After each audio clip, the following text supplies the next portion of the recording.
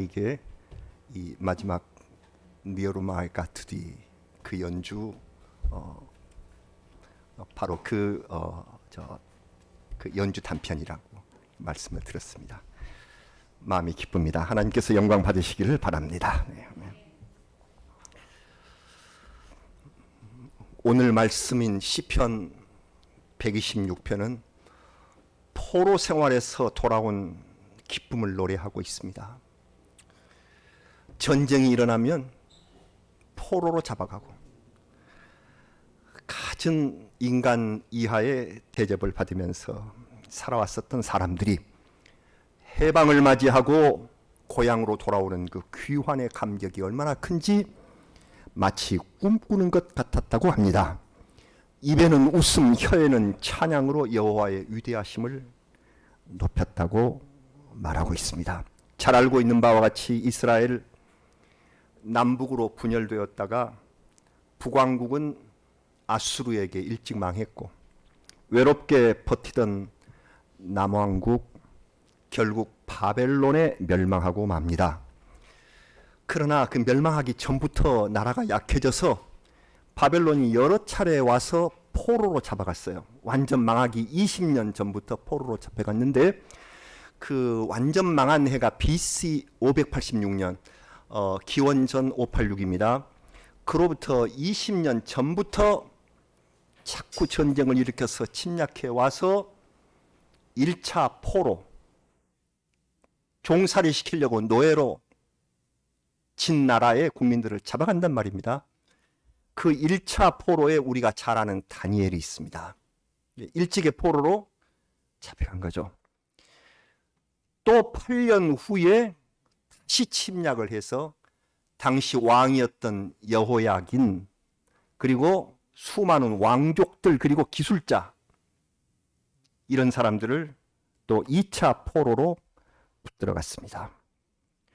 그러다가 결국 아까 말씀드린 BC 586년 바벨론은 이스라엘을 완전히 파괴하고 당시 왕이었던 시드기야를 잡아서 그 왕이 보는 눈앞에서 그의 자녀들을 죽이고 그리고 왕의 두 눈을 뽑는 만행을 저질렀다. 그리고 눈을 잃은 왕과 수많은 백성들을 포로로 잡아갔습니다. 일단 이스라엘의 역사는 이렇게 끝났습니다. 잔인하죠.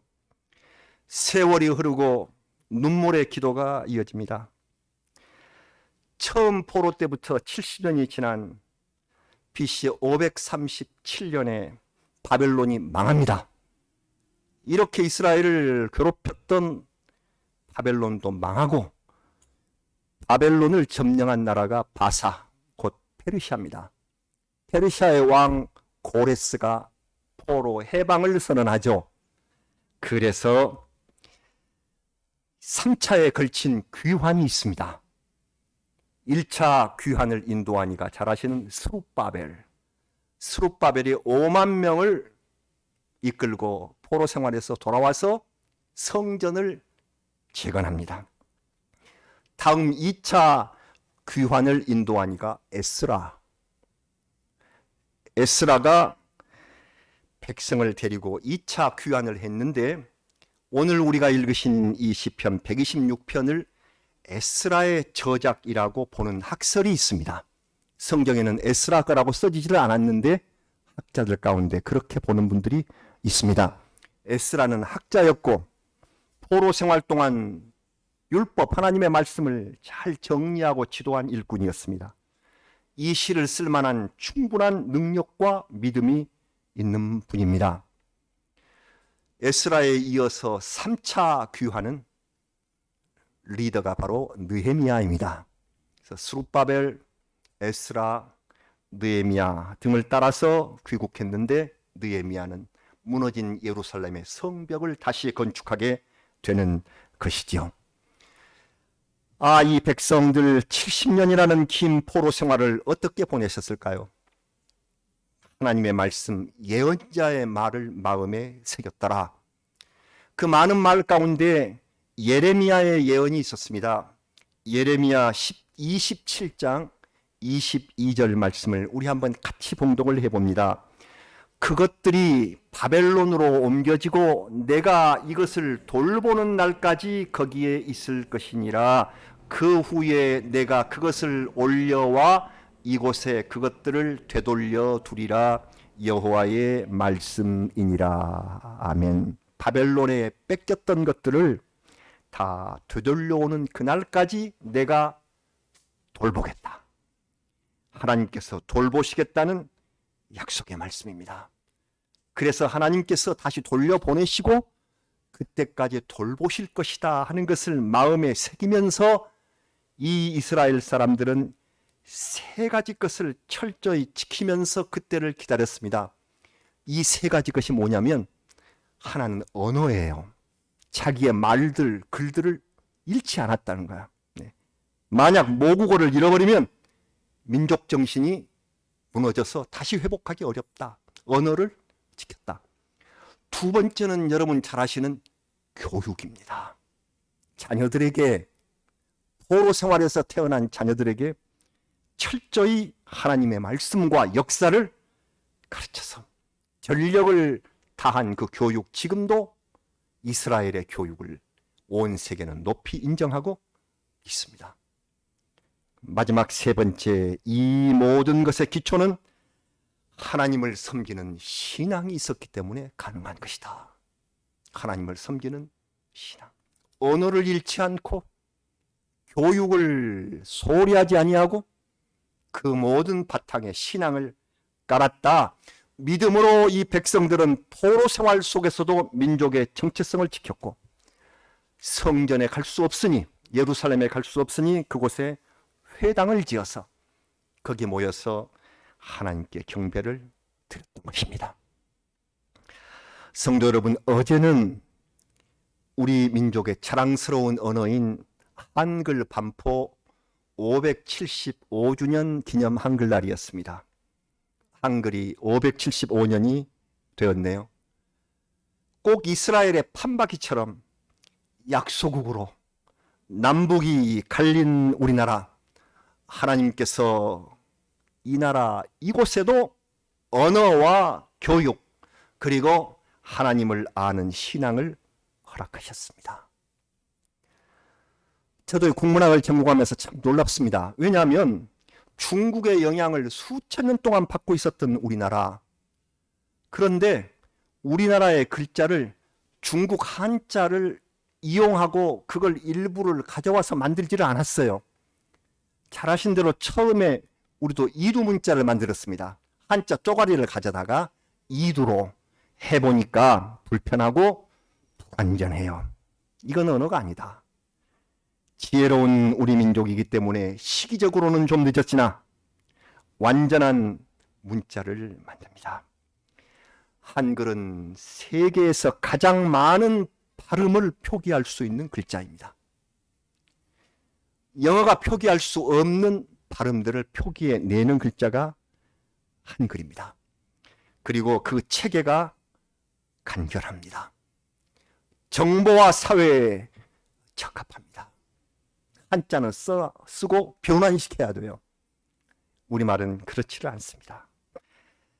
그래서 여러 나라에서 한국어 배우기 열풍이 일어나고 있습니다. 아시는 것처럼 세계의 곳곳의 대학에 한국어 학과가 생기고, 우리 한국 정부가 인정하는 한국어 교육기관인 세종학당이 세계 곳곳에 속속 설립되고 있습니다.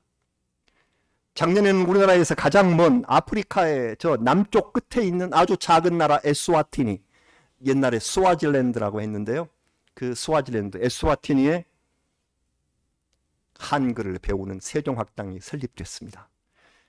거기 신청한 사람이 접니다. 그래서 그랬는데 가보지를 못했어요. 이제 그 개관이 되고 나서. 하지만 늘 소식을 듣고 있죠. 이 코로나 속에서도 한국어 배우기가 최고의 인기라는 소식입니다. 저 먼 아프리카의 제일 남반부의 남단 소국에서도 한국어 배우기에 열풍이 일어난다. 우리 민족은 이스라엘처럼 나라 잃은 시기에도 언어를 지켰습니다. 나라를 빼앗은 일본은 우리 정신을 무너뜨리고 조선인의 정신을 무너뜨리면 어떻게 해야 할까? 한글 말살 정책을 폈습니다. 성과 이름까지도 일본식으로 바꾸기를 강요하며 조선어를 없애려고 했으나 우리 민족은 무너지지를 않았습니다. 말모이라는 영화가 생각이 나네요. 보셨습니까? 말모이라는 것은 이 말을 모은다는 뜻으로 한국어 사전을 의미합니다. 국어사전. 말모이. 우리말을 지키기 위해서 갇힌 어려움을 무릅쓰고 일제치하에서 사전 편찬에 헌신하는 사람들의 이야기를 담은 영화가 말모이. 그 영화에서 잊지 못할 대사가 이것입니다. 말은 민족의 정신이요, 글은 민족의 생명이다. 정신과 생명이다. 이걸 잃어버리면 안 된다. 일본은 교육도 제국주의식으로 바꾸려고 했으며 무엇보다도 기독교 신앙이 자기들의 식민 정책을 가로막는 산이라고 판단해서 교회와 크리스찬들을 극심하게 핍박했습니다. 일만 있으면 교회를 박해했습니다. 나중에는 신사참배라는 명목으로 교회를 고통과 치욕으로 몰아넣었지만 교회는 순교자의 신앙으로 이 시련을 이겨냈습니다. 그래서 지금도 우리 손에 들려있는 한글, 방방곡곡에 세워진 학교, 그리고 십자가 아래 든든히 서 있는 교회를 보면 우리는 지난 역사를 통해서 하나님께서 우리 민족에게 내려주신 은혜의 흔적이구나, 이걸 느낄 수가 있습니다. 우리말과 글을 보면서 지켜주신 흔적, 학교, 그리고 교회입니다. 다음에 이 이사야의 말씀은 이스라엘에 이어서 우리에게 주시는, 우리 민족에게 주시는 영원한 복의 선언이라고 할 수 있습니다. 이사야 35장 10절 말씀을 우리 같이 봉독하시겠습니다. 여호와의 속량함을 받은 자들이 돌아오되 노래하며 시온에 이르러 그들의 머리 위에 영영한 희락을 띠고 기쁨과 즐거움을 얻으리니 슬픔과 탄식이 사라지리로다. 아멘. 우리 민족에게도 주실 축복의 말씀으로 기억합니다. 아멘. 오늘 본문은 포로에서 돌아온 기쁨을 노래하다가 남방 시내를 말하면서 눈물의 씨 뿌리기를 언급하고 있습니다. 그때 일부 백성은 포로에서 돌아왔지만 아직도 많은 백성이 바벨론에서 고통당하고 있는 현실이었죠. 그래서 오늘 우리가 같이 읽은 말씀 4절에는 포로를 남방 시내들 같이 돌려 주십시오, 이렇게 기도하고 있습니다. 남방 시내는 이스라엘 남쪽에 네게브라는 사막이 있는데요, 이 네게브 사막에 강을 가리킵니다. 비가 오지 않은 건기에는 말라붙어 있어요. 강인지도 몰라요. 그러다가 우기가 되면 물이 시내를 이루며 흘러내리는데 그 비온 뒤에 넘치는 강물처럼, 비온 뒤에 충만한 시내처럼 많은 사람이 포로에서 돌아오기를 기도하며, 그래서 이 물줄기가 흐르는 곳마다 씨앗을 뿌리겠다, 눈물의 씨를 뿌리겠습니다 하고 다짐하는 시인 것입니다. 처음 포로 말씀을 드렸습니다마는 포로로 끌려간 약소민족의 역사를 생각하면 눈물을 참기 어렵습니다. 우리 어렸을 때 국사 배우시면서 많이 눈물 흘리시지 않았습니까? 어린 마음에 어찌나 이런 약소민족으로 살았던 우리, 이스라엘과 같이 우리 한민족도 이루 셀 수 없을 만큼 많은 외침을 당하면서 포로로 끌려간 일이 많습니다. 예, 일본의 포로로 끌려가는 일, 이건 저 근대에 들어서 여러모로 다 고통받으셨지만은 또 잊지 못할 절통한 사건이 병자호란 때의 치욕일 것입니다.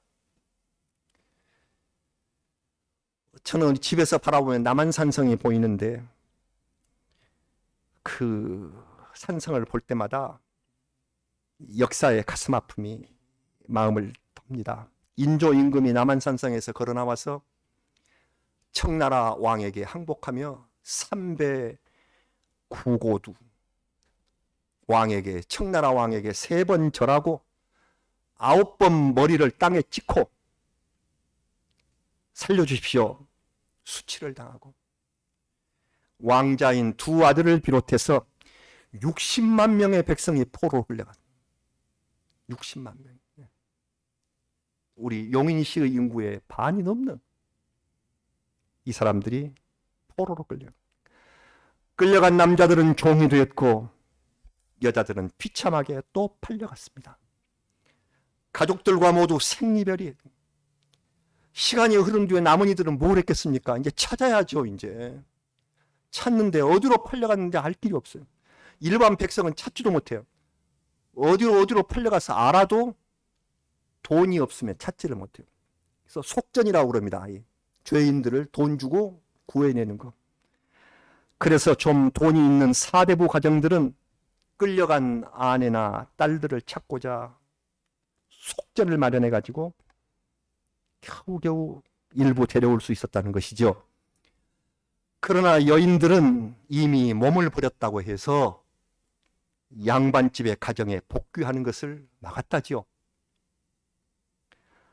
포로에서 고향으로 돌아온 여인들을 가리켜서 환양녀라고 했는데, 돌아올 환, 향은 마을, 고향으로 돌아온 여인이다 해서 환양녀인데, 그 환양녀는 몸을 버렸다 해서 환양년이라는 말이 거기서 생겼다는 것이지요.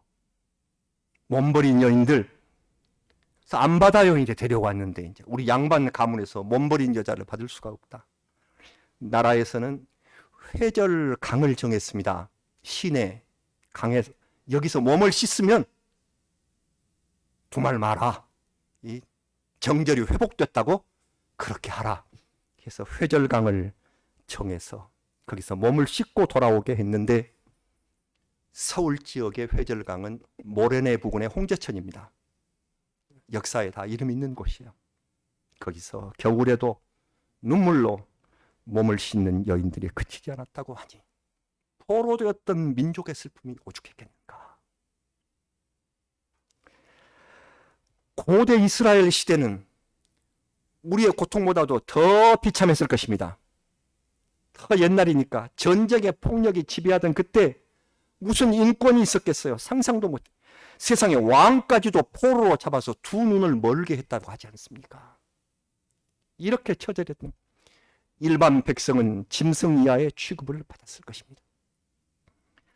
이렇게 상처난 백성을 위로하고 소망을 줄 수 있는 것이 하나님의 위로, 하나님의 말씀, 다시 회복해 주실 하나님의 말씀. 이 회복하실 하나님의 말씀을 성경에서는 씨라고 표현했습니다. 다시 씨를 심어라. 눈물로 씨를 심어라. 이 씨가 눈물의 포로 백성을 영광의 천국 시민으로 바꾸어 줄 것이다. 씨를 심어라. 하나님의 신기한 비밀을 보십시오. 하나님께서는 작은 씨앗 속에 오곡백과를 두시고, 그리고 그 씨앗이 싹트서 큰 나무가 되게 하시고, 각종 열매들을 이 씨앗 속에 담아줍니다. 그리고 더욱 놀라운 것은 이 씨앗을 통해서 인간들에게 천국을 보게 하신 것입니다. 우리의 마음밭에 작은 씨, 복음의 씨를 뿌리면 이 씨가 자라나고 확장해서 하나님의 나라로 완성된다는 사실을 우리 주님께서 가르쳐 주셨습니다. 여기 우리 주님 예수 그리스도께서 친히 해주신 말씀이 있습니다. 약간 길지만 우리 같이 봉독하죠. 마가복음 4장 26절부터 29절 우리 주님이 친히 하신 말씀입니다. 봉독하시겠습니다. 또 이르시되 하나님의 나라는 사람이 씨를 땅에 뿌림과 같으니 그가 밤낮 자고 깨고 하는 중에 씨가 나서 자라되 어떻게 그리 되는지를 알지 못하는지라. 땅이 스스로 열매를 맺되 처음에는 싹이요 다음에는 이삭이요 그 다음에는 이삭의 충실한 곡식이라. 열매가 익으면 곧 낫을 대나니 이는 추수 때가 이르렀음이니라. 아멘. 예수님의 말씀입니다. 잘 마음에 받아보십시오. 하나님의 나라가 영광스럽게 변화하는 모습을 보여주셨습니다. 포로되었던 그 눈물, 우리 인간 세상에서 당한 참 치욕적인 일들, 그 눈물들을 거두고 씨를 뿌리라. 우리는 아무것도 없는 빈 땅에 씨를 뿌리지만 하나님께서는 머지않아서 그 눈물의 씨를 기쁨의 추수로 바꾸어 주시겠다고 약속하셨습니다. 작은 씨가 풍성한 열매와 곡식단을 만들어 주듯이 하나님의 말씀이 우리 인간에게 새 소망을 주셔서 100배의 결실을 하면서 하나님의 나라로 이끌어 주실 것을 약속하시고 있습니다. 다시는 눈물이 없는, 이 고통과 포로의 생활이 없는 영원한 기쁨의 나라에 들어갈 수 있을 것이다 하고 씨앗을 통하여 말씀해 주신 우리 하나님. 저는 농사를 지어보지 않아서 이 농사의 절차 또 농부의 수고를 잘 알지를 못합니다. 그 대신 땀 흘려 애쓴 농부들에게 늘 감사하다는 마음을 갖고 삽니다. 벼농사를 짓는 분들은 일찍이 벼 종자를 발화시키게 돼요. 묘판에 파종하기 전에 그 종자를 발화시키는 작업부터 시작하신다고 들었습니다. 썰애질이 저는 뭔지도 몰랐는데 나중에 이제 알아보니 흙을 뒤덮어 가지고서 논의 표면을 평평하게 하는 일을 썰애질. 이 썰애질을 한 후에, 그리고 난 후에야 이제 저도 이제 비로소 잘 아는 모내기를 한다. 그렇게 배우고 들었습니다. 좋은 씨를 뿌리기 위해서는 씨앗을 물에 담가 발화를 촉진하는 것이 농부의 지혜입니다. 하나님의 말씀에 씨를 뿌리려는 우리 그리스도인들의 지혜로운 준비도 이를 본받아야 할 것입니다. 주님의 씨앗을 뿌리기 위해서는 준비가 필요합니다. 그 나라의 역사와 문화를 알아야 하고, 포로되어서 고통받던 아픔을 위로하고 함께 치유할 마음이 되어야 비로소 씨앗이 준비된다고 할 수 있습니다. 정성과 눈물로 하나님께 기도드리며 이것을 뿌릴 말씀을 준비해야 할 것입니다. 썰애질이 필요한 땅에 모내기 작업을 하기 전에 잘 골라주는 노력도 중요합니다. 그래서 우리가 씨를 뿌릴 땅을 옥토로 만드는 것이죠. 그러면 우리 주님이 말씀하신 대로 옥토에서 30배, 60배 그리고 100배의 결실을 해주실 텐데, 씨 뿌리는 터전이 좋은 땅이 되게 하기 위한 이 작업이 다 눈물의 작업이라고 말씀을 하셨습니다. 씨를 뿌리는 때에 이 눈물은 열성의 피땀과 함께 흘려야 할 것입니다. 농부는 자기가 씨를 뿌릴 수 있는 곳 어디나 지나치지 않고 정성껏 심고 뿌립니다. 무슨 씨를 준비하고 있습니까? 우리 민족에게, 내 가족과 이웃에게, 할 수 있는 대로 다른 민족에게 하나님의 말씀의 씨를 뿌리는 우리가 지나온 날의 그 슬픔과 괴로움, 이 역사를 이기기 위하여 준비하고 씨를 뿌리는 우리, 눈물의 기도와 준비가 담겨져 있어야 할 것입니다. 씨를 뿌리고 기다려야 합니다. 벼에 이삭이 나오고 완전히 익을 때까지 비바람과 해충을 견디는 것을 도와주면서 인내하는 시간이 필요하죠. 그런데 이 곡식 가운데 우리가 심지도 않은 독초, 가라지가 함께 자라고 있는 것을 볼 수 있다. 성경에 기록된 말씀입니다. 사탄이 심은 겁니다. 우리가 심고 잘 결실하기까지 사탄은 가만히 있지 않는다는 것이죠. 사탄은 하나님의 사람들이 순탄하게 천국 결실을 이루는 것을 회방합니다. 온갖 수단을 동원해서 방해합니다. 종들이 그 가라지를 뽑으려고 하자 주인이신 예수님께서 이렇게 말씀하셨습니다. 마태복음 13장 29절과 30절, 이거 마지막으로 우리 함께 봉독하시죠. 주인이 이르되 가만두라. 가라지를 뽑다가 곡식까지 뽑을까 염려하노라. 둘 다 추수 때까지 함께 자라게 두라. 추수 때에 내가 추수꾼들에게 말하기를 가라지는 먼저 거두어 불사르게 단으로 묶고 곡식은 모아 내 곡간에 넣으라 하리라. 아멘. 주님은 우리 믿음의 열매가 저 악한 가라지로 인하여 손상되는 것을 막으시려고 심판을 추수 때까지 연기하셨습니다. 추수는 모든 눈물과 고통을 영원한 기쁨으로 보상받는 자리가 될 것입니다. 우리 민족을 사랑하시는 하나님께서 이스라엘과 똑같이 포로 생활에서 우리를 건져주셨습니다. 그들이 포로에서 돌아와 눈물로 씨를 뿌렸듯이 우리에게도 앞으로 있을 천국 영광을 바라보며 씨를 뿌리라고 말씀하십니다. 씨 속에 눈물의 역사가 담겨 있습니다. 그러나 앞으로 천국 시민이 되는 영광의 약속이 그 속에 있습니다. 말씀의 씨앗을 뿌리십시다. 코로나로 인하여서 씨 뿌리는 작업이 많이 막히고 그리고 지연되었습니다. 이제 곧 위드 코로나를 통하여 단계적으로 일상 회복이 된다고 합니다. 코로나의 어려움이 지날 때 다시 우리 씨를 뿌립시다. 우리 지금 준비하는 기간입니다. 농부가 씨앗을 발화시키듯이 눈물과 기도로서 준비하고 있습니다. 천국의 모형을 보게 될 것입니다. 이 씨앗을 심고 나면 기쁨의 천국 추수가 우리 앞에 오게 될 것입니다. 이 날을 기다리시면서 오래 참으신 여러분, 올 가을 마지막 막바지 잘 인내하셔서 우리의 역사를 보며 우리 삶의 상처를 보며 이제 다시 천국의 모양으로 추수하는 그날까지 우리 하나님 앞에서 울며 씨를 뿌리며 준비하는 영광을 바라보는 천국 시민이 되십시다. 이것이 오늘 우리에게 주신 126편의 귀한 교훈입니다. 아멘. 우리 다 같이 기도하시겠습니다.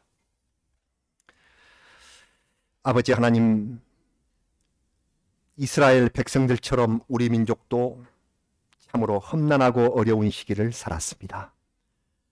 그러나 하나님께서 우리 민족에게 소망을 주시고 십자가의 구원을 우리에게 알게 하여 주신 그 높으신 은총과 사랑을 찬미합니다.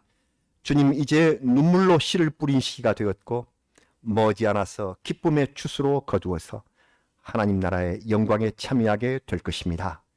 우리 하나님 나라를 우리가 직접 증언하는 백성들이 되게 하시고 영광의 추수꾼들이 되는 우리 민족이 되게 하여 주시기를 아버지께 간절히 구합니다. 주님, 오늘 또 10월 둘째 주일 만산이 이제 단풍으로 물들어가는 아름답고 좋은 계절, 정말 함께 예배드리며 참여하고 싶은 이 계절에 같이 예배를 드리지 못합니다. 주님, 그날을 우리가 기다리며 씨앗을 준비하오니 기쁨으로 거두게 하신 그날에 우리 모두 영광으로 참여할 수 있도록 준비를 잘하는 저희 되게 하여 주시기를 바라오며 여기 같이 예배드리고 있는 모든 성도들에게 똑같은 은총으로 복 내려 주시옵소서. 예수님의 이름으로 기도드리옵나이다. 아멘. 우리 찬송